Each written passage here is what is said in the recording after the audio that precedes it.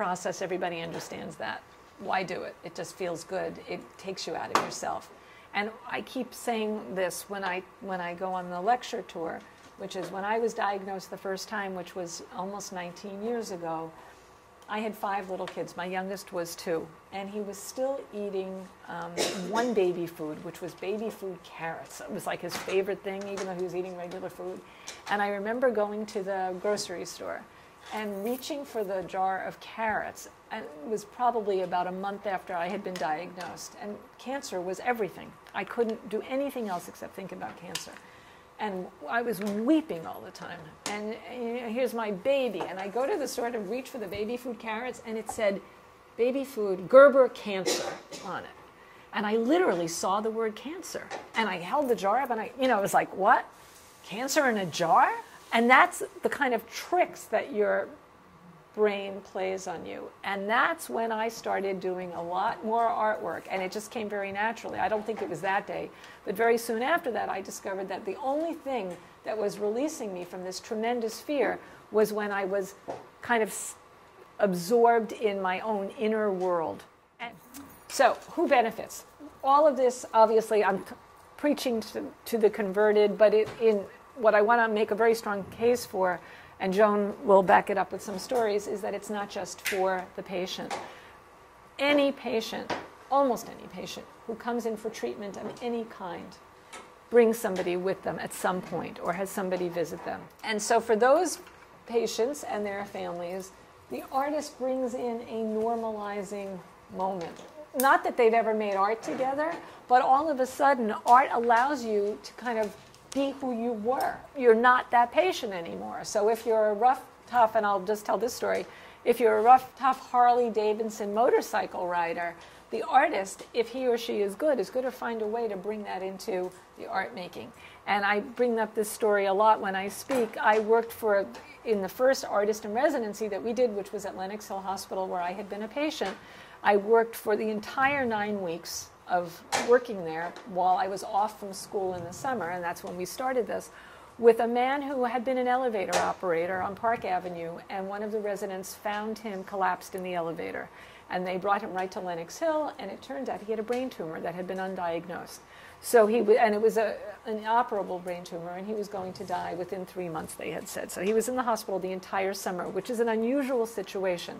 It wasn't so unusual back in the 90s. People had longer hospital stays. Those of you who work in hospitals know those stays. You've got a brain tumor, maybe we'll let you out after lunch.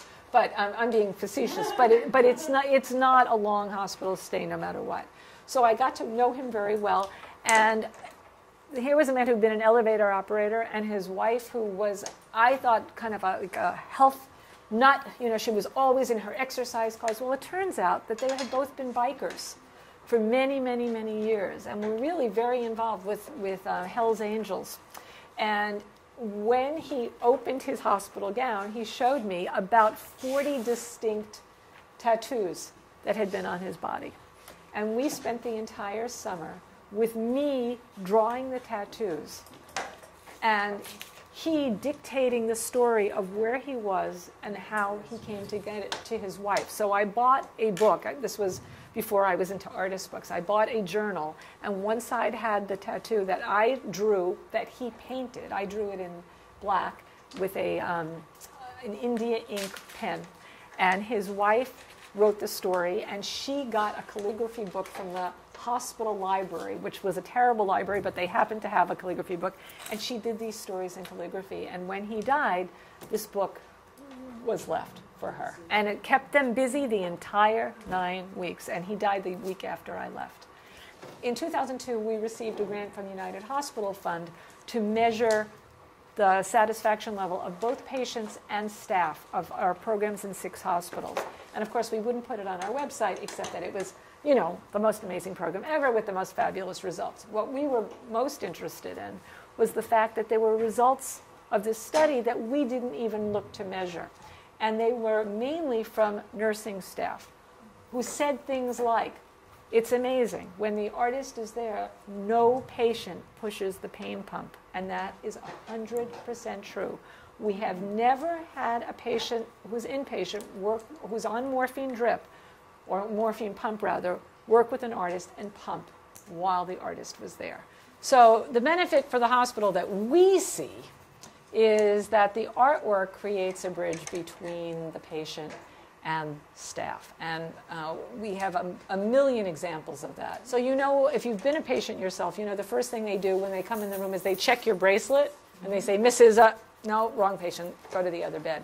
So already you're like a nobody. You're not even the patient that they wanted, and they're going to walk away from you.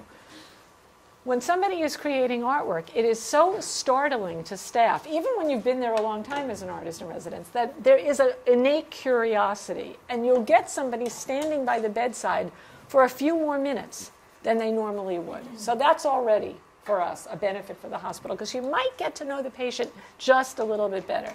Does a hospital really care about getting to know the patient? I can't say that. Do people personally? I would say absolutely. But what we also do for the hospital is to keep the patient at bay, which means you're not going to be pressing the pain pump, you're not going to be calling the nurse, you're not going to be the pain in the neck patient if you're engaged. And that's where the benefit for the hospital is. We have patients at Bellevue that have their appointments at 10 o'clock in the morning, and when the artist leaves at 2:30, they're still there working because this becomes their day. You know, when I was in chemotherapy, when I was diagnosed, I had my chemo in New York and I was living in Pennsylvania. So, you know, I would go in the morning and have the doctor push the drugs into my hand, which no one else ever asked him to do. And he'd say, it's going to burn your veins. I'd say, fine. But now I want to go out and I want to go to the Met and I want to go eat in a restaurant and I want to go to Godiva and I want to do all the things I want to do. And so for the people at Bellevue, this day of art is their day at the Met. And it's a fabulous day.